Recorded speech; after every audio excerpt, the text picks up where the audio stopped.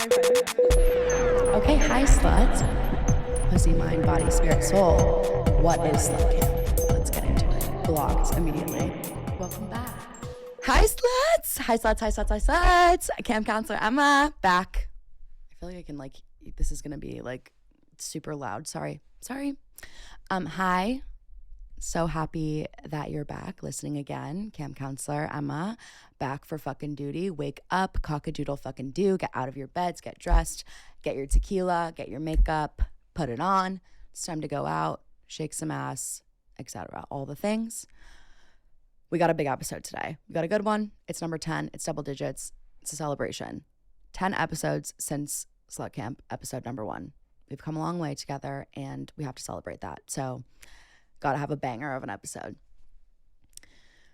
In today's episode, we'll cover, plus some extra things that I'm not mentioning now because I don't know what else I'll say.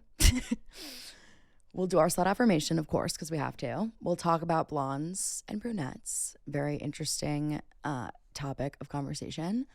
No redheads. Maybe we'll do that another day, but blondes versus brunettes strictly.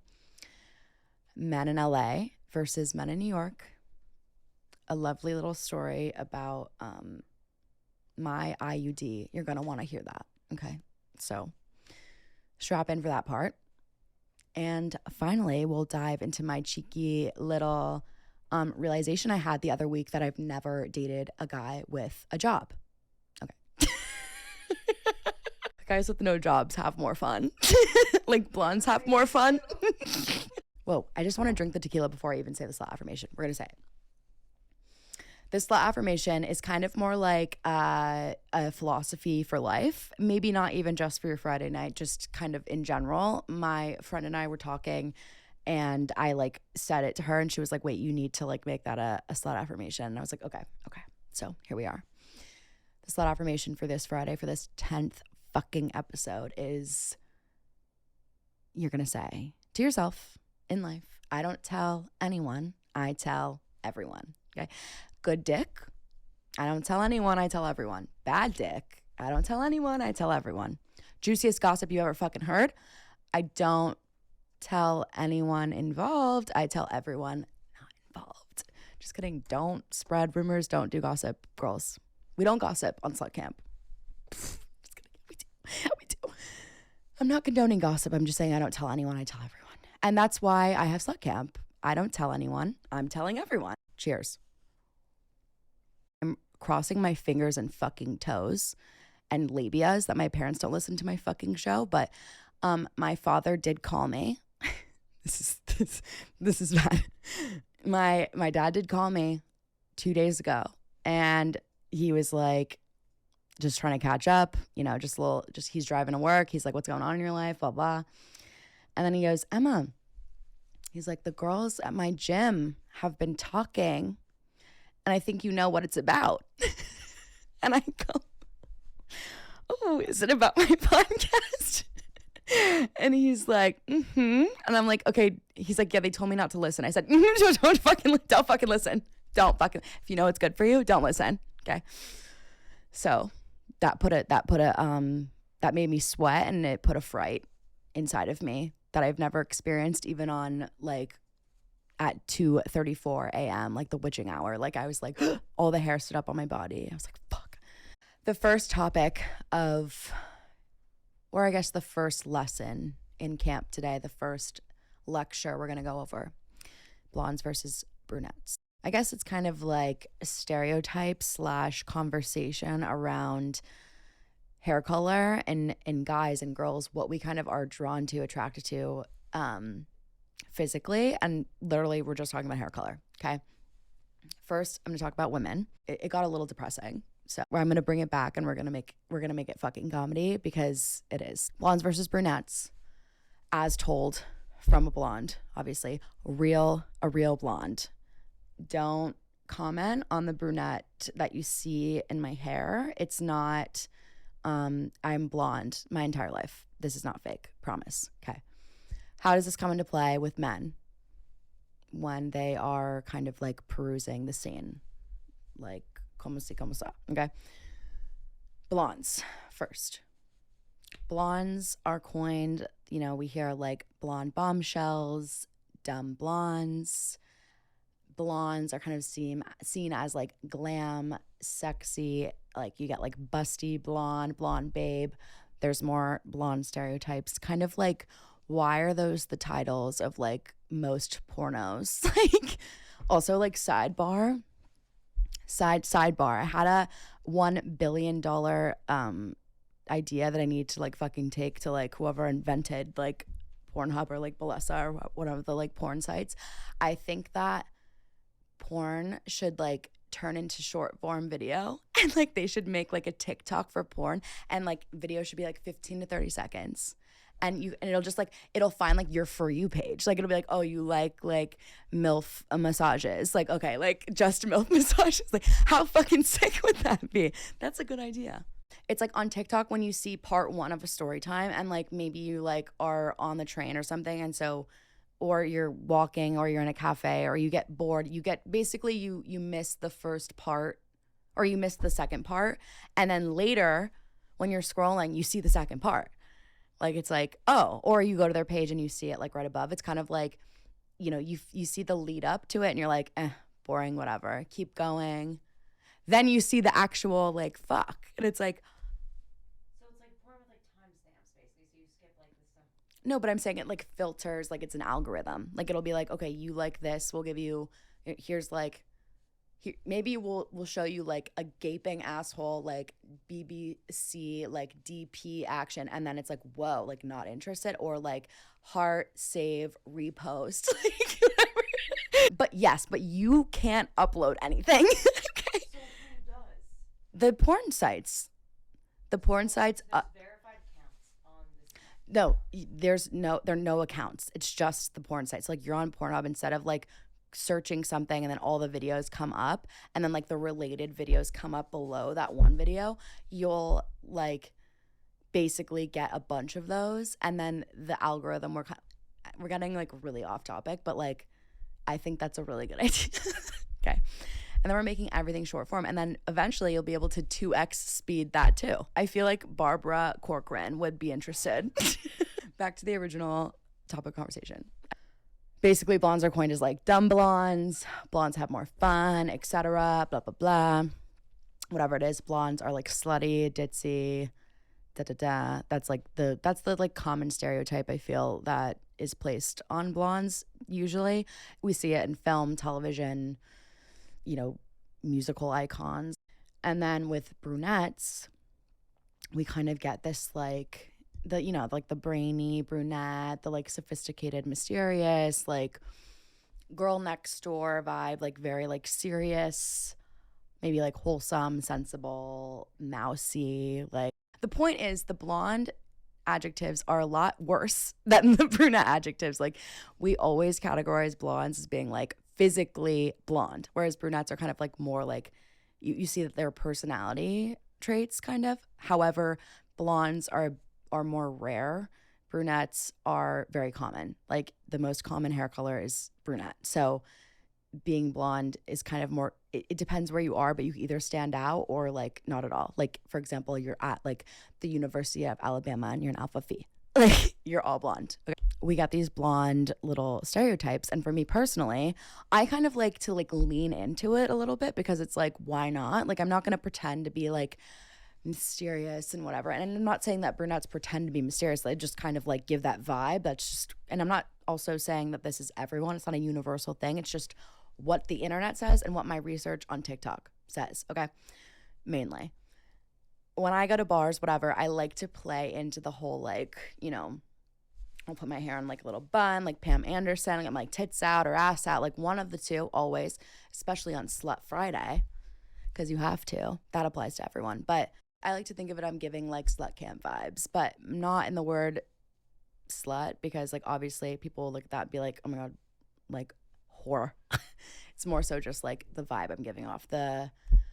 My demeanor is matching my look. And this could be like on your day-to-day basis, what you wear, what your style is. It's not going to dictate like what your personality is per se, or like who you're attracted to, blah, blah, blah, whatever it is. This is more so just identifying the different kinds, blondes and brunettes. What are descriptors are based on the internet. How this comes into play with men specifically, this is kind of like also coming from a man's brain based on opinions of like guy friends or things I've just like observed in the wild in my experience going out. Men are typically drawn to blondes if they are like trying to fuck. And it's like interesting because my 2 serious relationships were like, you know, it kind of depends on I think the vibe that's happening between the 2 of you, or like the circumstances. Kind of everything is situational, but guys gravitate towards blondes because they want to fuck them. Guys gravitate towards brunettes because they want to date them. That's just the way. One of my best guy friends always chooses a blonde. When he's out on the town, when he's out at the bars, out on vacay, he's going to hook up with a blonde girl because he knows like non-attachment. Like he's like, whatever. I know it's going to be like someone I'm attracted to, versus if he's trying to date someone, it's a brunette. That's like coming from like literally his mouth. So it's interesting because, and this is where I was like, oh, this is a little bit sad because it's like blondes are obviously seen as a very physical. I always think of like Pamela Anderson because it's just like she's always seen as like a sex symbol. And you know, we talk about like Paris Hilton or like Reese Witherspoon in Legally Blonde, like any like blonde Cher from Clueless, like any like blonde character or archetype is always seen a certain way, whereas brunettes are seen a certain way. And this is just obviously in film, media, television, whatever. Even like we talked about Samantha in Sex and the City. Hello. Like she's blonde, she fucks. That's literally it. Like blondes fuck. And because they're that hair color, that just means that they fuck. And it's like kind of like, why is that the way? I think again it goes back to blondes being more rare and brunettes being more common, but I also think it's like everything is like so primal and innate that it's like a subconscious. Maybe Freud should comment on this and come back from the fucking dead. Like I don't know. Finding something attractive, in quotes, as we'll see, isn't necessarily the same as pursuing it. So you find a blonde attractive, maybe you're not going to pursue her. You find a brunette attractive, maybe you're not going to pursue her. Going up to a blonde at a bar is much easier. They're more approachable than a brunette is for whatever reason. I don't know. I'm not like Aristotle. So it's kind of just like the way it's been for, and in college too, like I'm surrounded by blondes in my sorority, or like in college and in general as like in our age group. I feel like there's a lot of people who are, you know, dyeing their hair blonde or dyeing their hair brunette. Like it's a different like vibe you want to give off. When you dye your hair dark as a blonde, it's like, I want to give off this vibe. When you dye your hair bleach blonde as someone who is a brunette, it's like, oh, now I'm like this person blonde, I'm this person brunette. Redheads are a whole other game. I don't even know. Like, love them. Can't get into it. There's like too much. But basically my point is the way that we're seen based on our hair color is crazy. But you might as well fucking embrace it. As a brunette, like, congratulations. Like, men want to date you.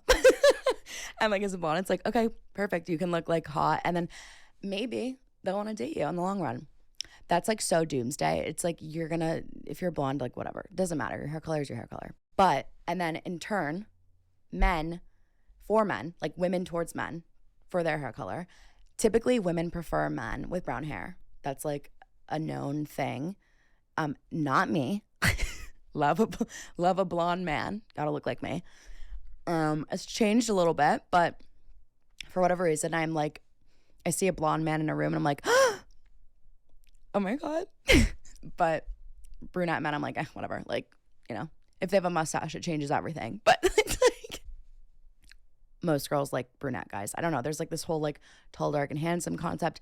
There's all this like stuff you can research if it's interesting to you. Like, go for it. But very interesting. Men prefer blondes to fuck, brunettes to date. Girls prefer brunettes and like kill blondes. Like, I don't know. I feel like most girls are like, ew, blondes. Okay. This is like the part where you need to tune in and like turn up the volume for like wherever you are. This is the story of how I almost got my IUD displaced 2 weeks after I got it. Okay. This is a good one. And it's an example of how you can also flirt with guys at the bar and like get what you want. I go to a bar with my friends. I'm dancing on an elevated surface as per usual. I see a beautiful dark chocolate man across the room, a beautiful man like basically looking at me, and I'm like, oh my God, like obsessed. My friend's like, he's like staring at you. I'm like, okay. So I like weave my way through the crowd. I go up to him and I'm like, put your number in my phone. And he puts his number in. He like writes his name. I go back. He's like still looking at me like we're dancing, whatever. Very like sexually charged. I text him before I leave and I say, I'm like, want to keep making eye contact. And then he basically, I leave. Like I just like eject myself, like with my friends. We go to a different bar, whatever. A couple hours later, he's like, where are you? He's like texting me like every hour. And I'm like, at a different bar, like whatever. Eventually, it's like 3 a.m. He comes over. Mind you, I had just gotten an IUD like 2 weeks before. Granted, okay, no medical advice here, but my gynecologist did say 4 days before anything can go in there. So I waited 2 weeks. That's like pretty substantial. Now, not to get too graphic, but let's just say we're in doggy and I had to physically tap out on my headboard. Like I was like, tap out. Oh my God. It's like giving me like war flashbacks, but it was good until it fucking wasn't. And then I was like, holy shit. And like, leave my house. Like, I was like, I gotta go. He leaves. That's that. I'm like, whoa. I had to go to the doctor. They like, because I like bled for like 5 days. Like, it was like, whoa. Go to the doctor. They like had to do an ultrasound. They were like, oh my God, like your IUD might be displaced. I was like, oh my God, like the biggest dick ever. Like, just pushed my IUD out of the way. Like, holy fuck. Basically, the string was where like my tampon should be. Like, it should not be there. Okay. So that was right before Thanksgiving. Very thankful for my helpful doctors who did a fucking ultrasound. If you've ever gotten an ultrasound, like a pelvic ultrasound, like shit's not for the weak. Like, it's not for the faint of heart. Like, you're there for 15 minutes and they're like, so where are you from? They're like, fist is up your fucking vajooge. You're like, yeah, did my taxes today. Like, it's like so crazy. The next morning, after all of that occurred, I had slept like maybe 3 hours, if even. My friends and I are in West Elm, okay? And my friend is like, wait, Emma, like, what was that guy's name from last night? And I was like, she's like, what was his name again? I was like,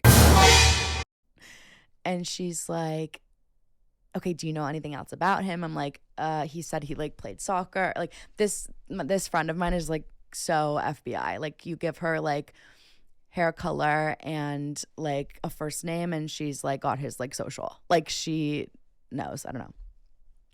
I give her his name. I was like, I know his first name. I know he played soccer. Like, I knew the school he went to. And she was like, okay. She's like, give me like a sec. And so I remember like there's actually like a picture of it on my phone of like our reaction to finding this. But basically she goes, oh my God, is this him? And she pulls up like a Google search of this guy. Professional soccer player. He has like a like fucking like Wikipedia page. Like, I was like, what the fuck? Like, goalie for this like soccer team in Canada. I'm like, what the actual, okay, not me like getting my IUD displaced by a fucking famous like fucking soccer player in Canada. Like, yeah. He scored the goal. IUD is kind of, she's tilted, but she's functional as far as we know. Kind of like me. My choice was to either get it removed and put a new one in after having it for 2 weeks. Mind you, I have a really high pain tolerance. That shit, y'all know, like, that shit hurts like no other. I have so many tattoos. I have so many piercings. Like, I love shots. I love giving blood. No, that shit is like, it's not for the faint of heart. So the fact that they were like, it seems to be working based on like your report. Like, it even said, it came back and it was like, your uterus is like unremarkable. And I was like, okay, that's actually so fucking rude. Like, excuse you. What the fuck? So yeah, it's still tilted. I think it works. As far as we know, it works. And we never saw him again, by the way. Of course, he was only in town till Tuesday. They're always only in town till Tuesday. Like, I feel like that's just like a universal. Meet a guy at the club, so hot, windswept, whirlwind, love story, one night. He's like, I'm leaving Tuesday. You're like, of course you fucking are. The final topic of today's episode, I think. The realization that I've never dated a guy with a job.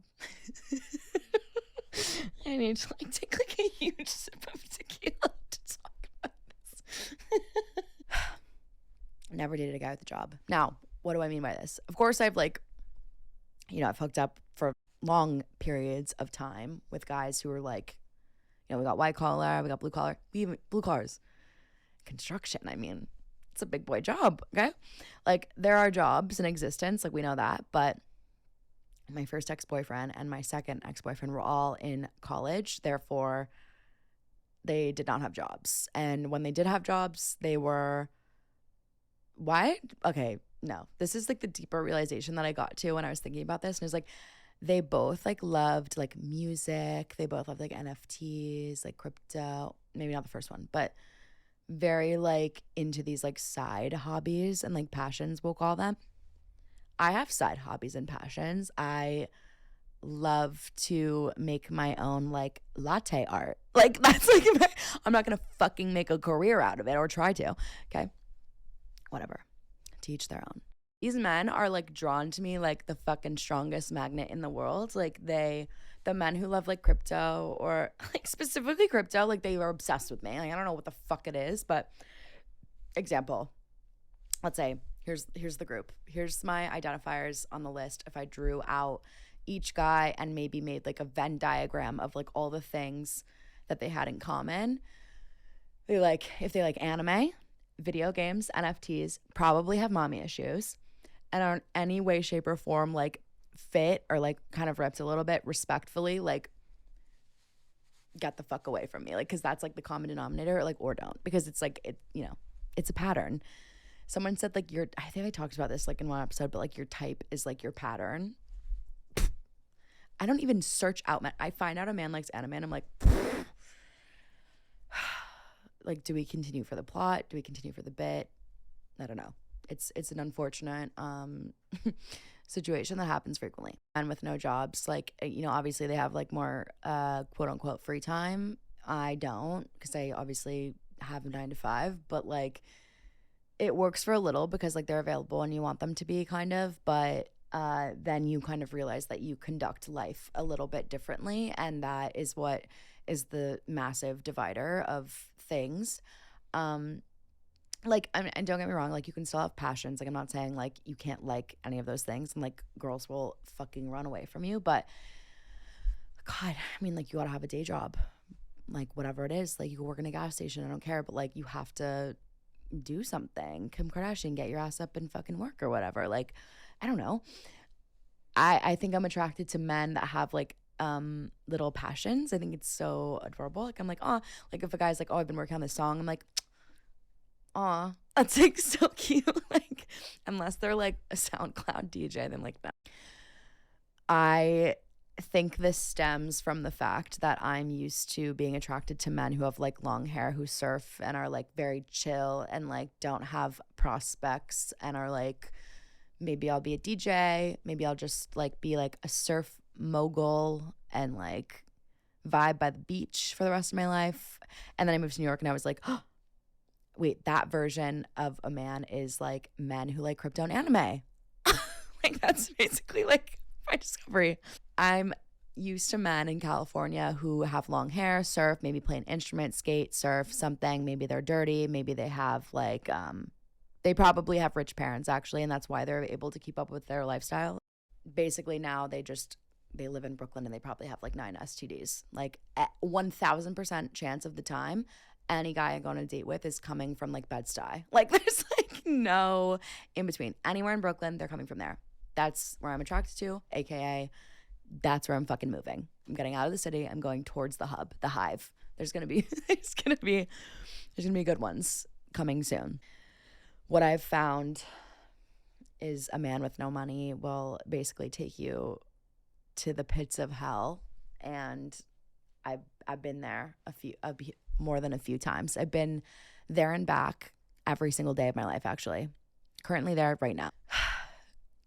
I need to find a man with a job, basically, so I can stop saying I've never dated a man with a job because it's not something to fucking brag about. I actually lied. There's a bonus topic, and I did mention it at the beginning, and I forgot about it until right now, but it's essentially the difference between men in LA and men in New York, because there are, and I asked my friends because I was like, what are some differences you've noticed versus if they've moved here or been here, or if they live in LA, what characteristics they can give me versus living in New York. To be fair, I like lived in LA until I was 22, and I mean, I I guess I could like agree with a lot of these things, but I think being in LA in your mid 20s is like kind of a different ball game than if you just were in college, because that's a universal thing. Like basically you're dealing with frat boys up your ass. So, men in LA first. Men in LA are basically super chill. Like they're like chill guys whose like main characteristic and hobby is that they like to chill. Like that is like their chillers. Like they love just fucking sit their asses down and chill. They surf or skate, one or the other. One came first. It depends on who they are. You can always tell, at least I can, if a guy skated or surfed first based on their personality. Don't ask, don't tell.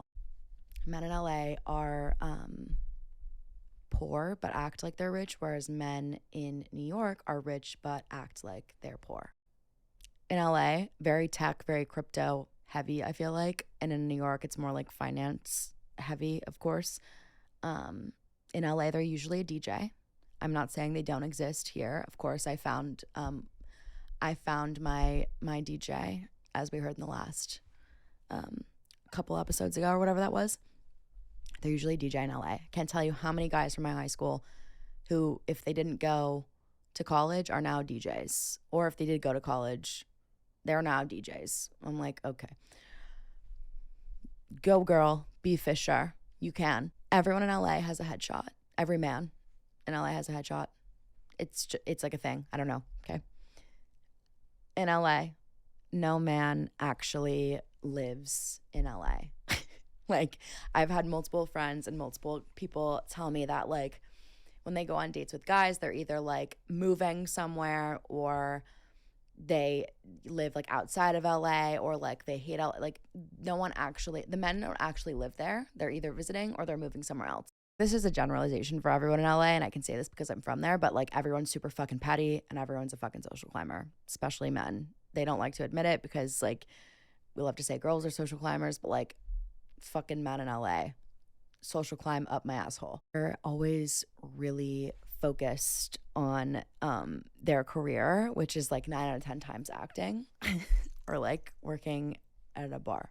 Okay. And this is also men like in their 20s, early 30s. Like, I'm not even saying like people in college. Like, this is just post grad men in LA. Guys in LA are extremely non-committal, but say that they want commitment, whereas guys in New York are non-committal and say they're non-committal. Like, they're just gonna like tell you how it is. In New York, this is like a little bit of a shorter list, but still rings true. Men always expect that men in New York are dating like 500 other women. Like, they're not just dating you, girl. Especially if you're meeting them from a dating app, like, they're seeing Susie, Sally, and Jessica right after you, like, or before you, okay? That's the expectation. In New York, they're either in finance or they do freelance. They're either in Manhattan or they're in Brooklyn, okay? That's, like, the two vibes of, again, stereotypes, LA, New York men. New York men always have very, like, off-putting vibes. I feel like they're not the warmest of people. That's also just like people in New York. In LA, I feel like I said, guys are chill. Here, guys are very like kind of a little more uptight, but very more like off-putting in a way. I don't really know how to explain it, but in New York, they have usually, if they have a real job, they would put that job over a girl like any day, like over probably anything, honestly. Like, if they had to work late in the office, but they were going to propose to you that night, like, they're working late in the office. Like, you're not getting proposed to that night. Like, that's just like, they're at JP Morgs. They're at Morgan Stan's. Like, they're at their job. That's their life. That's like their vida. And you can't fuck with it. I feel, and we've talked about this, and this is what we'll get from talking about dating men in general in New York City, and girls will agree, dating men in New York City is like experiencing the X Games. Like, you are participating in the X Games, you are winning a gold medal, or at least attempting to. The competition is tough. You're basically dirt biking, and you've never dirt biked before in your life. So, also, I feel like it's like a part-time fucking job. You have 3 jobs. No, you have 4. If you're dating, you have 4 jobs. Okay. Location. Men in LA live in Venice or Silver Lake. Always. And men in New York, especially the ones we're talking about here, the typical finance bro, Murray Hill, of course. Of course. They like to say it's Midtown East. It's not. It's Murray Hill. All that to say, men in LA, very different vibes, men in New York. So when I came here, I was like, oh, whoa. Men are a little diff. That's just men. And I'm sure women are different in LA versus New York too. And guys would have a lot to say about that too. So that's just my take and all of my friends. So thank you for contributing to that if you did. Now we can finish off this episode. So we talked about a lot today. 10th episode, big hard hitter. I hope that you enjoyed listening to me fucking yap up the wazoo about random shit, but I'm so excited that you've been listening for this long, and I will see you next time for the next slut edition of Slut Camp. So get some rest, take a shot, shake some ass, suck a little dick if you're nasty, and rest up. Next episode, we're sitting around the campfire and we're going to perform a skit. I don't know. Like, it's going to be a good one. Episode 11. Ah! Okay, thanks, sluts, for listening. Love ya, camp counselor. Good night. Bye. Anyways.